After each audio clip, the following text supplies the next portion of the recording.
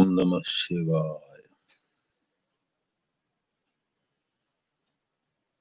Om Bhadram Karne Vishrunuyama Devaah Bhadram Pashye Makshabhiryajatraah Sthirairangai Stushtuvaagumsastanubihi Vyashema Devahitam Yadayuhu Swasti na Indro Vruddhashravah Swasti na Pusha Vishwavedah Swasti nastarksho arishtanemihi Swasti no Brahaspatir dadhatu Om Shanti Shanti Shanti.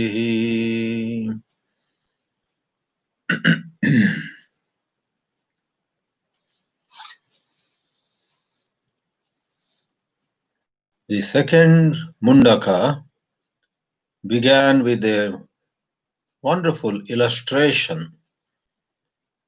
The Supreme Brahman being a fire, and every living being, including you and me, are sparks that have emerged from that fire. And these sparks go back to the fire.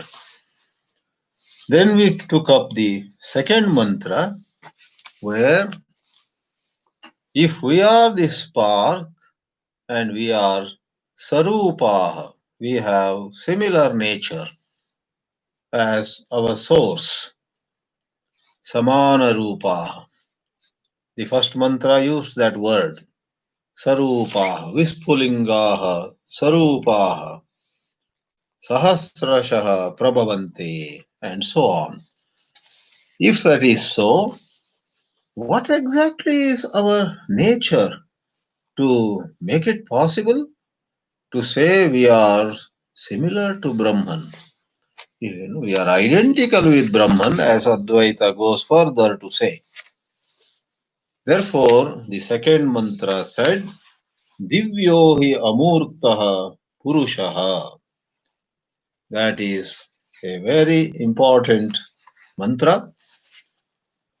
Amurtaha, having no form, and purushaha, having the nature of a certain principle that lives in this body. Puri Shayanat, as that was given as the etymological explanation. Purusha can also mean Purnatvat. It is complete. Whereas Jiva, which is our present self-perception, that is how we see ourselves as, is incomplete, is apurna. Divyohi amurta purushaha sabhahyabhyantaro yajaha unborn apranaha amanaha shubraha aksharat parata paraha. In the matter of the fourth line, aksharat parata paraha, please note, the supreme truth, knowing which we become free, knowing which, as the pratijna went, the proclamation, the declaration went in the beginning, Paravidya is that by which Akshara is known, and that Akshara is to make possible knowing everything. Knowing what do we know everything was the question with which this whole Upanishad started. The last line, take a look at it again. Aksharat parataha paraha. Let me make it very clear. There are three words here, Aksharat parataha paraha. The last word, paraha, higher, is directly pointing to the ultimate truth. But one word before that also says parataha. So parataha paraha. And that parataha goes with the first word Aksharat. We had briefly touched upon it before, but to be very clear once more, the Avyakrita, the unmanifest, from which names and forms emerge, stay for some time, and go back into the Avyakrita, unmanifest, is also called Akshara, is also called Para from a relative point of view. It is imperishable compared with names and forms which come and go. Just like in a movie, the film roll remains in the projector or in a box of its own. One show is over, the second show is over, third show is over. The film roll is taken from town to town, and hundreds of shows, maybe thousands of shows, are presented. They come and go on the screen, but the film roll, compared with the screen, the presentation on the screen, is long lasting. Akshara. But it's not the absolute Akshara. So, Aksharat Parataha, that Akshara is in its own right. Para also. Para means Shreshta, eminent, great. So, great, big, excellent, you must know, are all relative terms.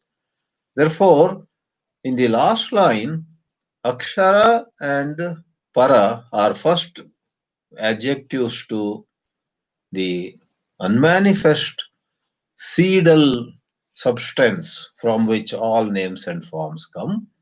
But this absolute truth is higher than even that Akshara Para. The absolute also is called Akshara, the absolute is also called Para. So, please understand how the words are used relatively. As we sometimes say, a boy, let us say, was excellent in his school, then, thanks to his academic performance, he got into an esteemed, nationally well known institution in whatever subject.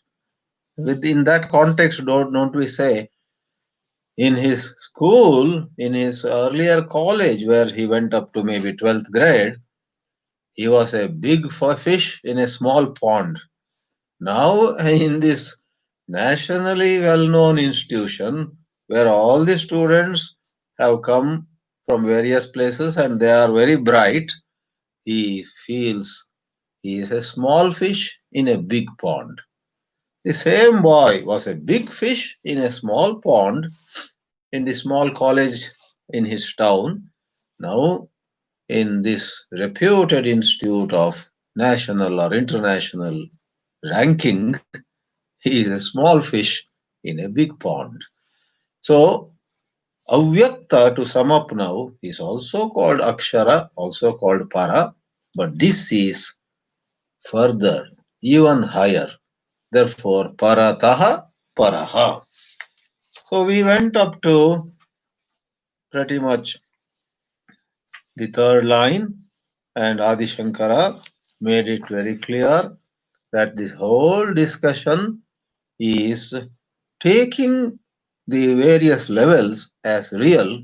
They are not real actually, but in the avidya bhumi, in a frame of reference that is marked by spiritual ignorance, all of them are valid. Therefore, I have again and again given the example maybe of a video game.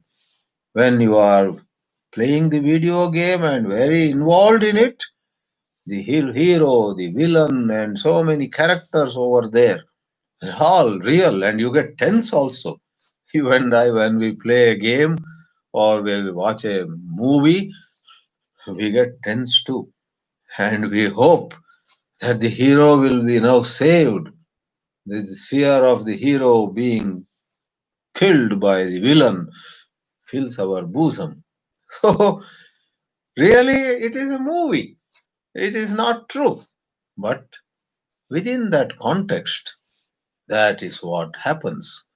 So Advaita Vedanta does not give even an iota of reality to this entire universe. Of course, you must know what is meant by reality. What is meant by this reality is it should stand the test of all criteria, all tests. Trikala abhadita vastu. And in this universe, everything changes. And the philosophical position that Advaita Vedanta takes towards anything that is changing is to call it unreal. Especially, we do not have to, we ought not to become dependent on anything that changes. Dependence is bondage. I depend on something to give me happiness, and tomorrow its nature changes. Then I won't get happiness and I will be very disappointed. So, yadyapi dehadi upadi bheda drashtinam, people who are taking the personality as real. Let me tell you, the present discussion has a tremendously practical significance. In our life, from the time we are born, our parents, people around us tell us, you belong to this kind of family. Your father is like this, your grandfather was like that. They tell us about our family background, our community background, our town, our state, and then comes religion too. Christians are told in their churches that the Bible is the only true scripture. Hindus are told Gita is way higher than all other. Muslims are told Quran and nothing else. Look, all this, why I am saying is, all this create in us a sense of who we are, a sense of certain self-esteem. Call it self-perception. We see ourselves in a certain way. Then, of course, many things happen in life. We lose here, we win there, we succeed here, we fail over here. We may enter politics and win an election and lose the next two elections. All these cause that idea of who I am to change in certain ways. Now Vedanta comes along and says all those ideas that you have about yourselves are questionable.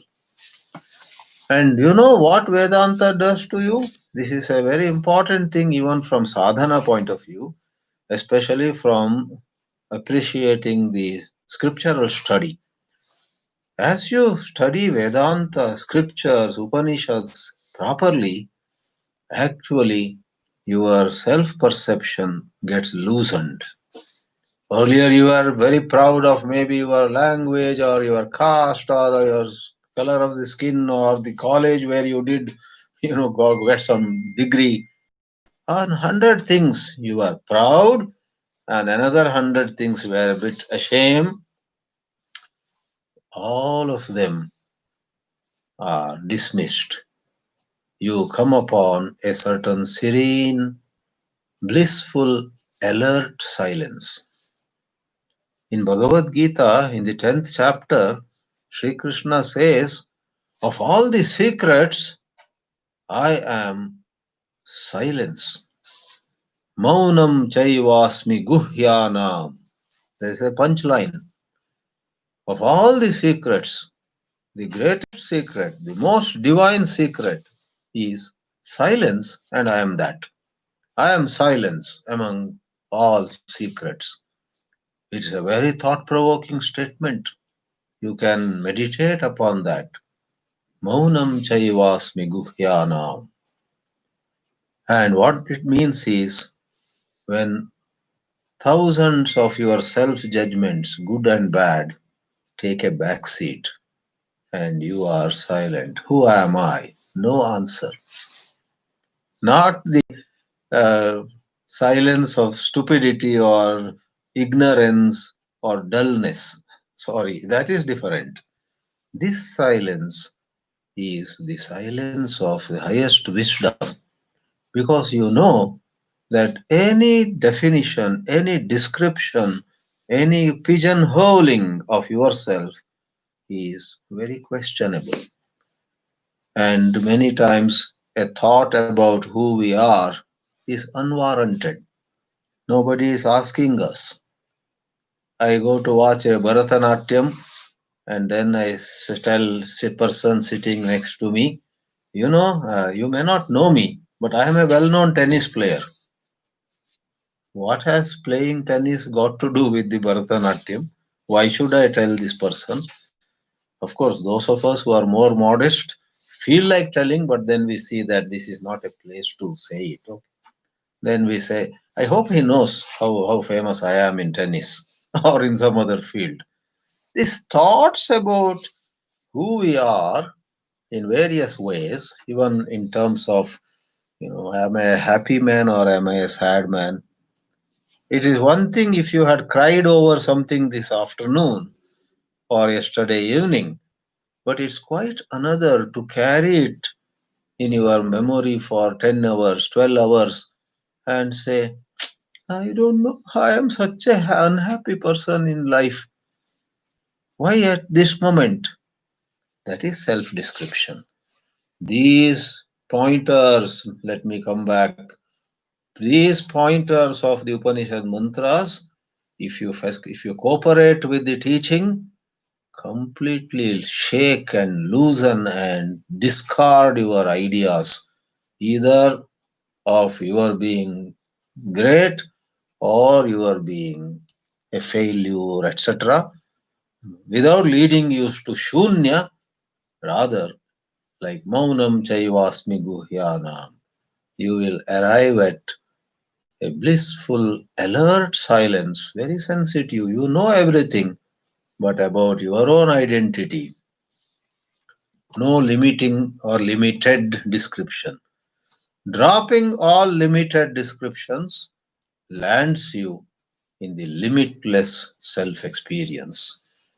Sri Shankaracharya explained, we saw, I think, that paragraph. Apranaha amanaha, the last line says, Yasmacha evam pratisiddha upadhi dvayaha. Prana and mana are two major upadhis. Everybody, I hope, knows what is upadhi. It is translated in English sometimes as limiting adjunct. And the best example given is you take a colorless crystal, put it on a table. The crystal, maybe a spherical one, is colorless, but the table has a maroon tablecloth. Like I have a maroon cloth here behind me, a maroon tablecloth upon which you keep that spherical crystal. Now the crystal will look maroon. What happened? Upa and A plus Dhi. Dhi means to keep. Because the maroon cloth is so near the crystal, in fact 360 degrees around it, by being near, it makes the colorless crystal look maroon. Likewise, you and I are pure awareness having no limitation, but when there is an error in seeing, a little mix up takes place. The limitations of manaha, the limitations of pranaha, energies, thoughts, emotions, they have a lot of swings. They go high, they go low. All of them have an effect. They influence the sense of who I am. Vedanta is to help us free ourselves of that influence. Therefore, that popular anecdote goes, in America, people asked Swami Vivekananda, we like your talk, but sometimes we get fear. that you are perhaps hypnotizing us. All this Vedanta, you are Brahman and you are ever free and you are this and that, seems to be hypnotizing. And Vivekananda, who had that very wonderful wit, said to them without batting an eyelid, "No, I am not hypnotizing you. I am dehypnotizing you. The world has hypnotized you to think you are good or bad or a long list of descriptions. And Vedanta dehypnotizes you, brings you back to your own true nature. That is the meaning of Shubraha. Shubraha, Shuddhaha. No wonder Swami Vivekananda, after giving a number of brilliant lectures and having lots of people at different cities in the United States very impressed by him, at a certain point later, he made a comment about his own lectures. He said to the effect, if there was anything impressive, anything good about all my lectures, every bit of it was from Upanishads. I haven't said anything that is elevating which is not from Upanishads. To that effect, he has made a statement. He gave all 100% credit to Upanishads. An example is Shubraha here. The word Shubraha has that meaning. Shubraha means all ideas of who we are disappear. We remain pure awareness with no limitations whatsoever. Now comes the next part in the Bhashya. Ataha aksharat namarupa bijopadi lakshita swarupat sarva karyakarana bijatvena upalakshyamanatvāt. First he is explaining why that unmanifest, which is not the ultimate truth. The ultimate truth is Brahman, pure consciousness, but the unmanifest is the cause for names and forms to arise. Like a seed is the cause for a tree or a plant to come out. Why are we calling that also Akshara? He says, because it is it is the bija, it is a seed for countless causes and effects in the phenomenal world. In the phenomenal world that you and I perceive, there are causes, there are effects. For everywhere, everything has a cause. A father is a cause, a son is a effect, right? Wood is the cause, and a table made of wood is the effect. Anywhere and everywhere. Somebody sings, you can say, "This girl is singing so well, and I know her teacher." Her teacher is the cause, and this girl now impressing an audience of 1,000 people is the effect. The teacher is the cause, the student is the effect. So, this phenomenal universe has anywhere and everywhere causes and effects. But for these causes and effects, which are part of the phenomenal universe, the cause behind these pairs of causes and effects is avyakrita. Therefore, even as this display, this wide spread of names and forms comes and goes, the unmanifest avyakrita remains. Therefore, it is relatively akshara. So, this sentence, aksharat, and followed by an explanation why it is called akshara. Namarupa bijopadi lakshita swarupat. That is the description. Sarva karyakarana bijatvena upalakshyamanatvāt. You may put a semicolon there. One explanation is over. Then that unmanifest in the first place is called param, and then that is made parataha. That is called para, and then it is said, compared with that para, there is another para. But first of all, why do we call avyakrita as para? Param tadupadi lakshanam avyakritakyam aksharam sarva vikarebhya. Again, it is high. Para means high or higher. It is higher compared with what it produces. It is not the highest. Then what is the highest? That is the next sentence. Tasmat.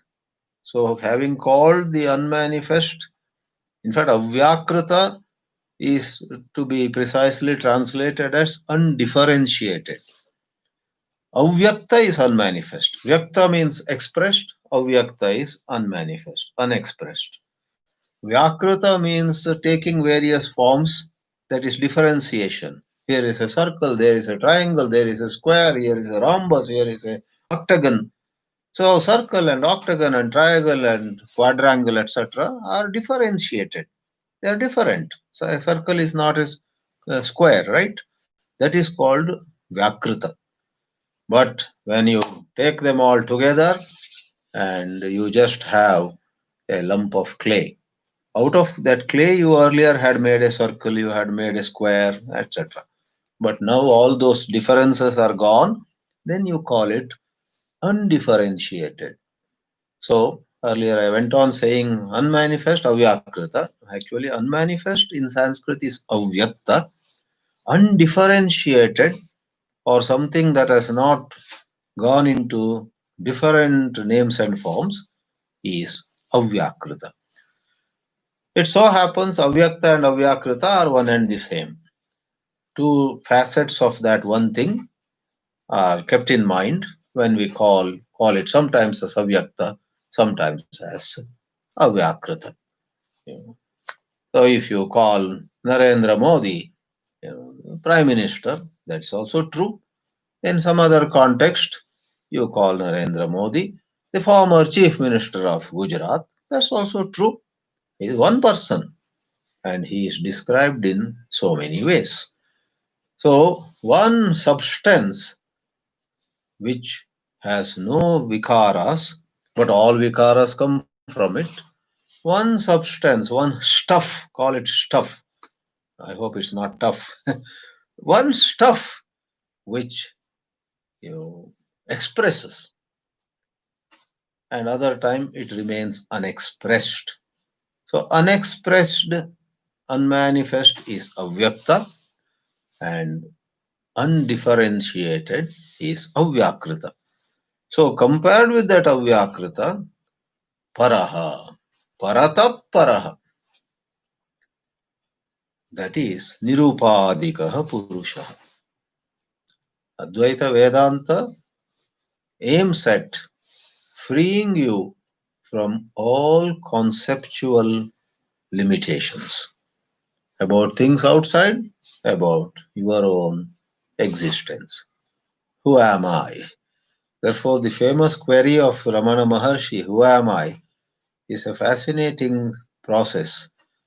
And in a manner of saying, who am I is the question where those who answer fail and those who do not answer pass in with flying colors.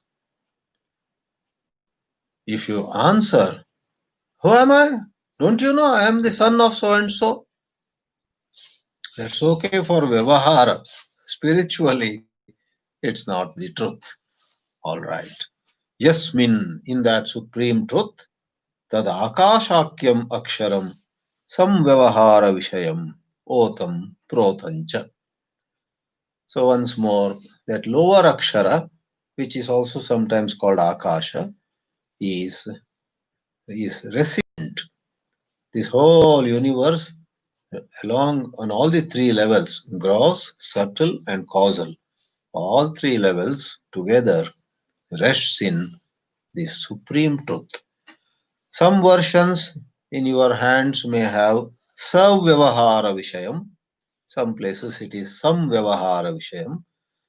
If Savyavahara, then the word Sa, that prefix Sa, has the meaning of with. So, along with all kinds of transactions, here is the manifest universe, but it resides in the unmanifest pure truth. In this way, it may look like too much of philosophical discussion, but no. Every one piece here, if you are cooperative, you are in a very receptive state of mind can help you free yourself from very many self-caused burdens. It's a tragedy in human life, if I may say in just two sentences, that a man or a lady, you know, gets educated, marries, runs a house, has a job, changes companies, works very hard, burns midnight oil, as the idiom goes. And at the end of it all, it's a tragedy that a lot of old people, if not all, a lot of old people, they live in certain amount of sadness, certain amount of worry, certain amount of regrets. That is because though they were accomplished in so many other ways, they went places, many things were good about them, they had so many feathers on their caps. Though all that happened, they did not get that spiritual wisdom of unburdening themselves. All their achievements, all their travel, all their contributions in various fields, all that they did, alas, apart from the glory it had, it created a number of ideas of who I am. I won a prize, I put a feather on my cap. Somewhere people praised me, somewhere people invited me to Japan, and somebody invited me to Germany. And that's very good, nothing wrong with that. But then I have a feather on my cap, as the expression goes. I have gone to 7 European countries and so many in Asia, so many in Australia, that side, New Zealand, and so on. I am this. And then as one gets older, one cannot travel anymore, one cannot even get up and move around, freely. You know what? Vedanta says that less energy or less, liveliness is itself not a problem. In the light of it, if you describe yourself as, ah, I am nowhere now, that is the problem. For you were awareness, you are awareness, you were Satchit, you are Satchit, and you had no business actually to put all the self descriptions and hide behind them. Let go of self descriptions and be at peace with whatever is available. Do the best with that, with a smile. That is the wisdom of the Vedanta. So, a question is raised here, probably by a Purvapakshi. Katam punaha apranadimatvam tasya iti. I split the sandhi in a way it should not have been done. Punaha, I said. Actually, when you have punarapranadimatvam, it doesn't become punaha. You have to say punar. That's a little grammar. Katam punar apranadimatvam. How exactly are we in our true nature, devoid of even prana, all those energies? Uchyate. It is said, Yadihi pranadayaha pragutpattehe purushaha iva svena atmana santi. Imagine, here is the purusha, the true nature of ours, and here is prana. And in in the context of vyavahara, as we are moving about, right? We are both consciousness and a personality with certain amount of energy. That is fine. Now the question raised is, when the Purusha is by himself, is the prana, the so-called prana, also existent? Does the prana exist by itself? And the Vyavahara Prapancha is two things which any existing on their own came together. See, when you are active in the world, we are both spirit and matter. Spirit and matter have come together. In between, there is energy. We are spirit, we are energy, we are inert matter. Shankara is asking a question. What is your understanding of this whole wisdom? You think that consciousness exists in its own way and prana exists in its own way, and this waking life, they come together. If you think so, that is wrong. Prana does not exist at all on its own. In the pure, context, Purusha alone exists. And in the avidya bhumi, in this erroneously perceived scenario, prana is also seen. So prana didn't come from somewhere else. Purusha, who alone could exist, prana could not exist alone on its own. Svena atmana has that significance. Tada purushasya pranadina vidyamanena pranadimatvam bhavet. Suppose prana were to exist independently, then Purusha, as though marries prana, and he becomes subprana. But the truth is, prana, which once more stands for numerous kinds of energies and physiological functions, wherever there is movement, chalanatmakam, there is prana. Vivekananda, in one of his lectures given again in the United States, much of his work was in English anyhow, whether in India or abroad. He talks about prana. He said, prana is within us. Prana is in the air that is blowing. Prana is in the movement of leaves on a tree. Wherever, anywhere, far or near, there is movement, that is prana. So outside and inside. But this prana does not exist on its own. Svena atmana na asti pranaha. He says, using an if. If prana and other things, mana and so on, were to exist independently, then we can say Purusha is with prana, without prana. Actually, since you know, they are an expression, when Purusha emerges in a different way, in the erroneous frame of reference. Therefore, as such, Purusha is a prana.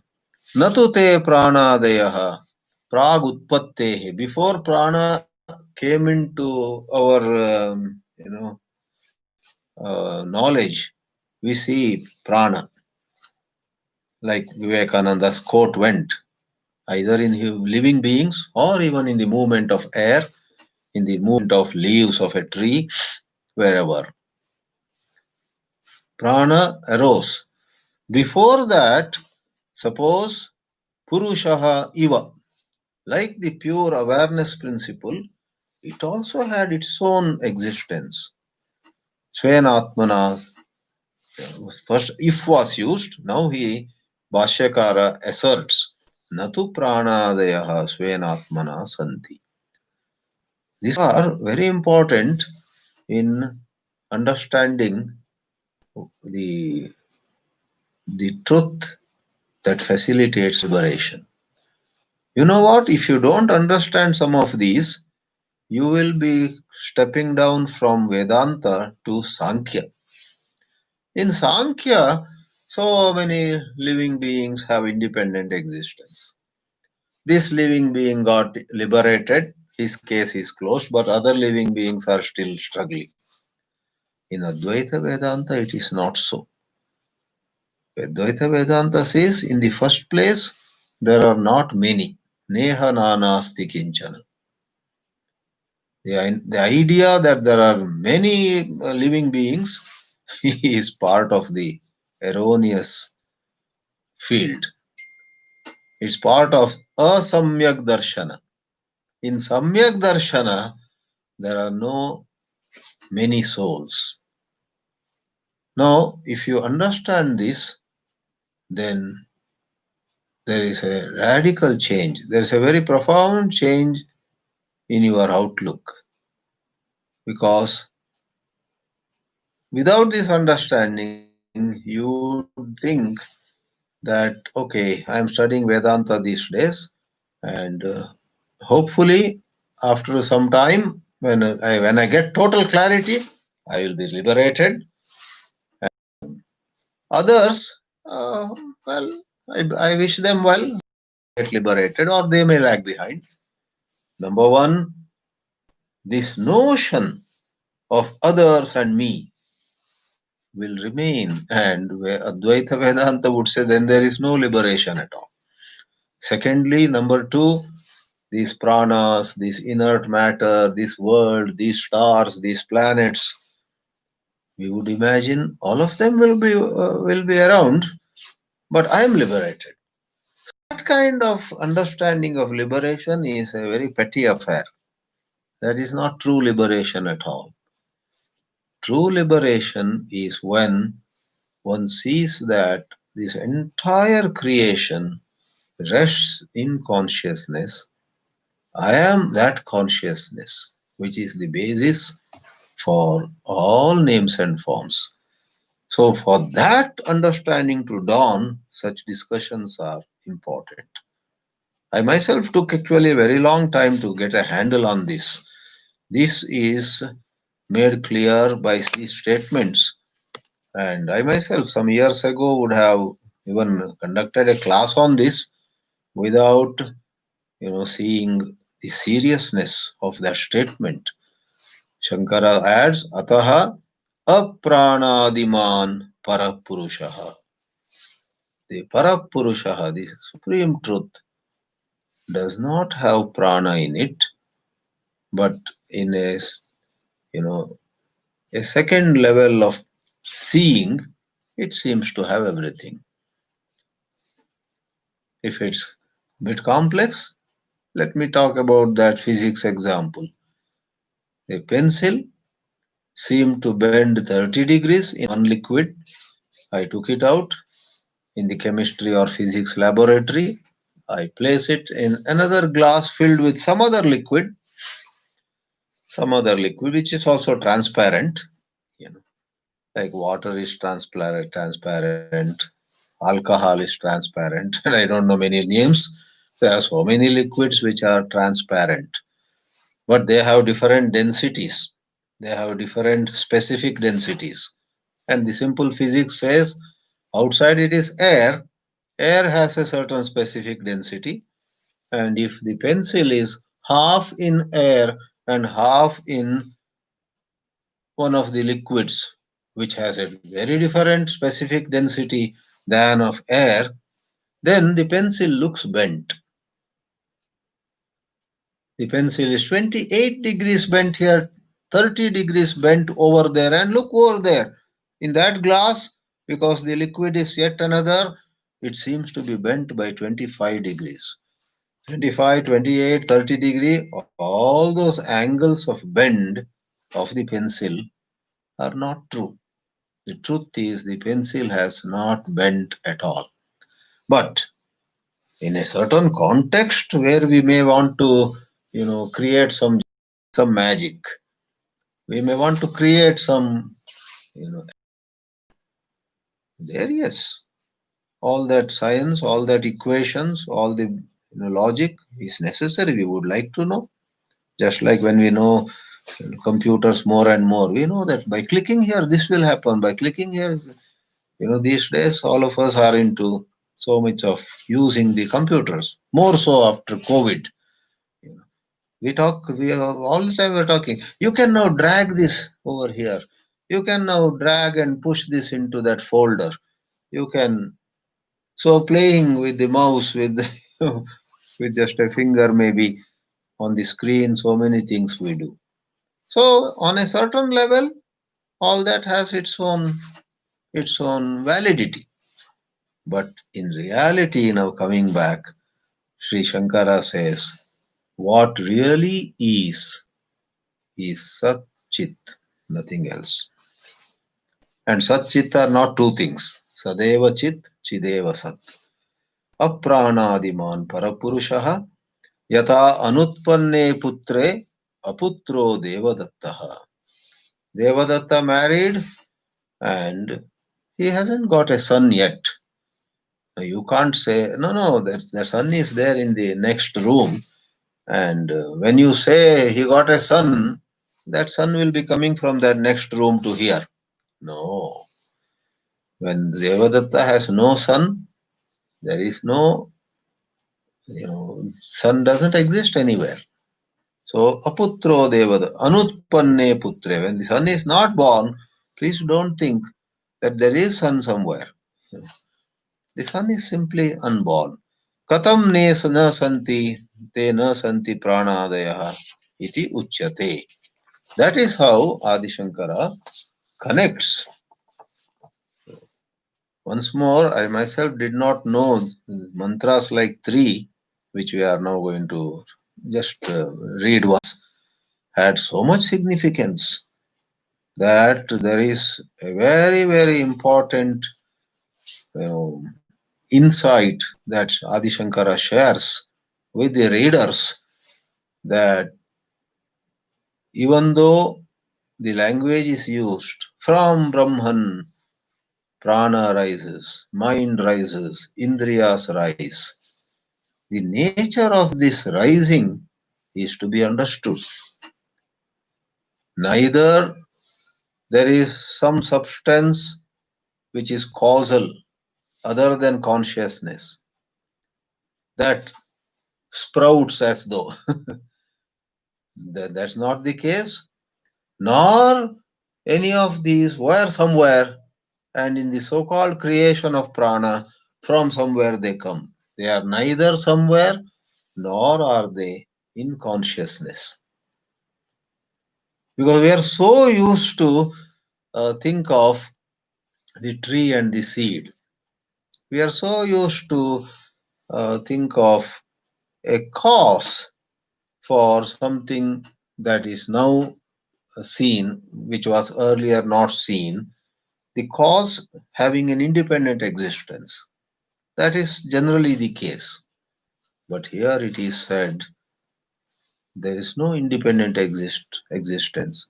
What I'm saying is, please don't imagine there is a Brahman and in some invisible way, like corona is invisible, to naked eyes or even to quite advanced instruments. I guess very, very advanced microscopes can see it, some special instruments.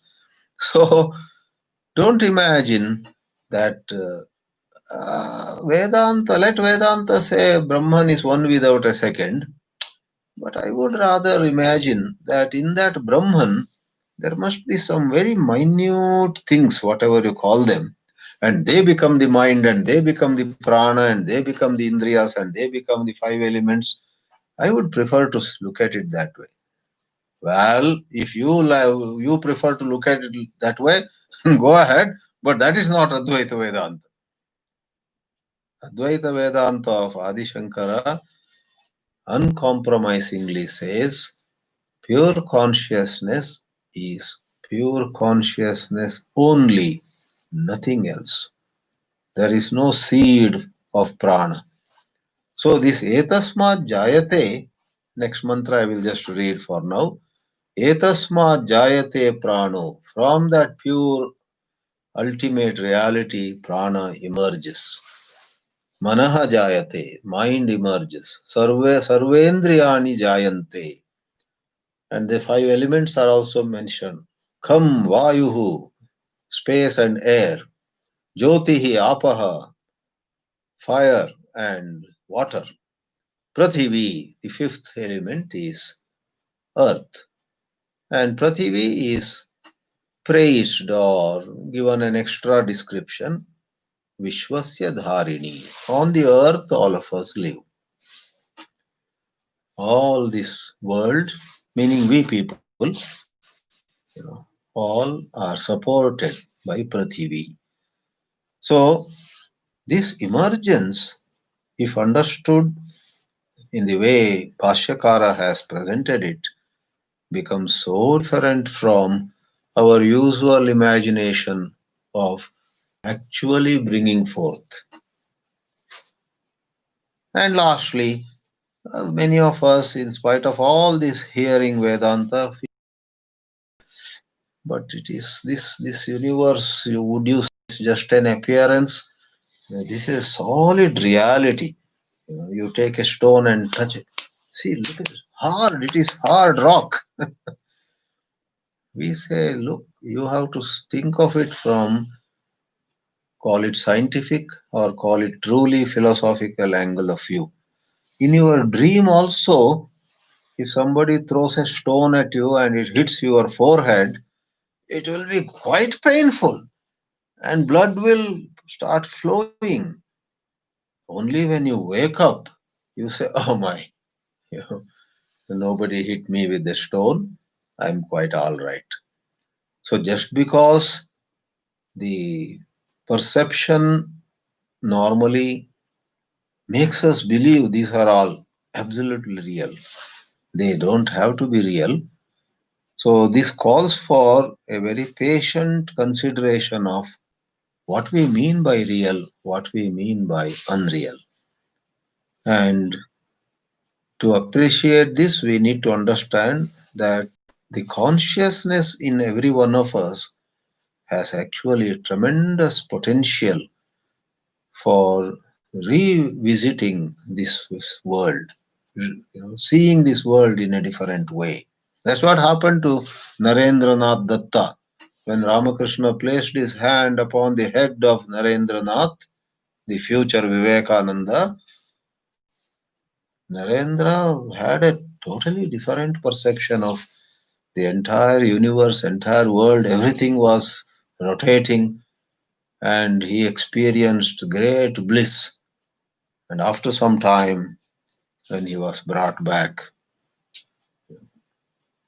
again he sees the world as we generally see. So, which is real? Is this world real the way we are presently seeing? Or yogis and siddhas and munis and so many, spiritually advanced people, mystics and so on, they report a different perception of the world. The world, this world of ours, has countless mysteries, lot of mysteries. Generally, you and I do not, you know, unravel that mystery. We don't actually have those experiences at all. We are not making a case for experiences, but we are making a case for understanding those experiences. What actually happens? And if someone has a different experience about the same world which you and I are seeing, if somebody sees it very differently, is her perception real and ours false? Or is our perception real and she is mad? She is going through some hallucination. She is under the influence of some psychedelic drugs or something. Shall we just brush her aside? In fact, a lot of people do that with respect to saints and sages. A lot of people in this world, the non believers, they think these rishis, these gurus, these saints, these mystics, they're santas, these babajis, and these men and ladies who are adored by people were actually off their heads. And people took them to be religious and closer to God, etc. I think they were some nervous breakdown or some neurological problem they must have had. This is how many people think. In fact, people with neurological problems also see things differently. What do you call that? People with this schizophrenic problem. They also imagine many things. They also sometimes begin to see things which others are not able to see. But Ramakrishna or Ramana, Nisargadatta or Eckhart Tolle or in the East, in the West, anywhere in the world, a number of mystics and seers, they also may somewhat look like these schizophrenics and people having various psychological disorders, but they are not. They are not like that. So that is what one has to slowly figure out. So we will take up, and when we examine the third mantra, Etasmat Jayate Pranaha, we will again see how it is different from actually something coming from something else. B coming from A. Actually, it is A, that is Brahman, which alone is at any point of time. To say it is born, prana is born of the ultimate Purusha, is a concession in language. Nothing is born, nothing actually dies. However, I called it already a concession. Making a concession in language, it is expressed this way, and at the right point, the Vedanta would say, nothing is born. Nothing is born is the ultimate truth, says Gaudapada in the so-called Mandukya Karikas, and that statement connects with mantras like this. That statement in the Karikas is not a standalone statement. Gaudapada's, it's not that Gaudapada, as the expression goes, took it from under his hat, whether he wore a hat or not. You know, Swakapola Kalpita, we say in Sanskrit. Swakapola Kalpita. Kapola is cheek and so on. What is meant by from under one's hat or Swakapola Kalpita is something that one has created on one's own, has no roots in some authentic scriptures.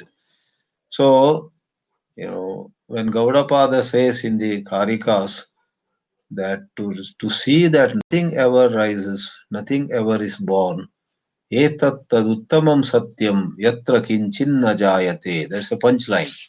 The uttamam satyam is, the highest truth is, na kinchit jayate. Looks very hard for us to accept. But for now, my point is that is related to this mantra. If you look at this mantra from the angle of view that Adi Shankara supplies to us, we'll examine it again. Next class.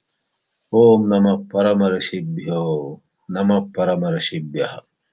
This sentence, Paramarashibhyah, comes at the end of Mundaka Upanishad. It also comes at the end of Prashnopanishad.